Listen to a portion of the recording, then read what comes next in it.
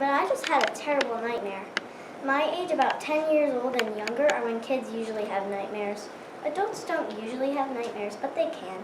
By that age, you've pretty much fully grown out of them, yet few adults still say that they have nightmares. Did you know that it has been scientifically proven that nightmares are more common in females than in males? I know, crazy, right?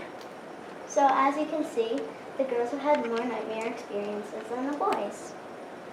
Wait a second. When do dreams happen? Dreams happen when REM, rapid eye movement, occurs. They can be either good or bad. Sometimes what was happening in your dream, and depending on how good or bad it was, can affect how you act that day. But what affects you every day is really what time you went to bed the night before. Raise your hand if you went to bed way too late last night. I know I did. How late you go to bed every night can affect school or job, work ethic, enthusiasm, or even moods. If you went to bed late, then you probably won't have a good school or work day.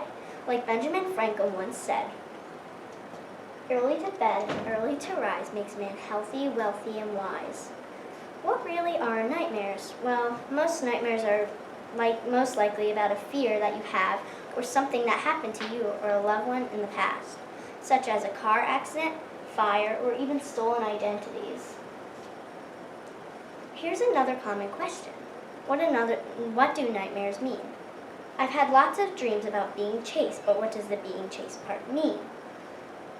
One nightmare I had was about being chased and trapped by a hooded demon with glowing eyes. It looked something like this. The demon had elf helpers who would shut gates wherever I was going. What was that dream really about? It meant that I had been avoiding someone or something. It matters who is chasing you, Richard Nicoletti said. In my case, it was basically a torturer. I have a cousin who gets out of bed and jumps around while she's still asleep. Sometimes she opens her eyes, but she's still in a sleeping state. It turns out that she has night terrors, which are in fact different from nightmares. But how? That leads me to my next question. What's the difference between nightmares and night terrors? Well, one of the main differences is that in a nightmare, almost all of the time you can recall what happened. In a night terror, that doesn't really ever happen. All you really know is that you were scared and afraid. This is probably how you're feeling right now. Disappointed. You're probably asking yourself, that was the only difference? But don't worry, I have something weird but true to cheer you up. Eating before bed has something to do with it also. It doesn't matter what kind of food you have, but if you have it right before you go to bed, then you pretty much have a really good chance of having nightmares that night.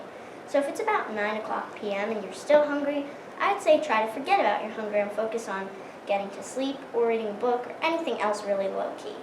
Can nightmares be dangerous? Well, not really unless they're making you believe or do things that may result badly. Nightmares can't really be prevented, but if your child is having nightmares at the same time every night, then it may help to calmly wake them up before that period of time hits. I've had tons of nightmares throughout my life. I don't really do anything about them, but sometimes I'll just wake up and try to focus on something other than the nightmare I had. Here's another question that most people ask. Do nightmares make you afraid of going to sleep? Well, if you're a little kid, then you might not want to go back in your room, or maybe you would be afraid to sit on your bed. To get little kids to want to be in their room and associate it with peace and peaceful rest, maybe tell them a funny story about something that pretend happened in their room. If they are extremely scared to go in because of the monsters, this is my idea. Say that you will reward them for going in their room that night and or for sleeping in their bed.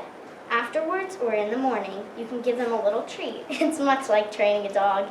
If this does not work and the child or children is or are still terrified, then each night before bed, soothe them by calmly telling them to get into the bed. You can lay next to them for about 10 minutes, tell them a happy or funny story, or even do something funny and make them laugh while in bed. Hopefully, my tips will help nightmares disappear. Anyway, there's one more thing before I have to leave. You know what? Never mind. I really need to go take a nap.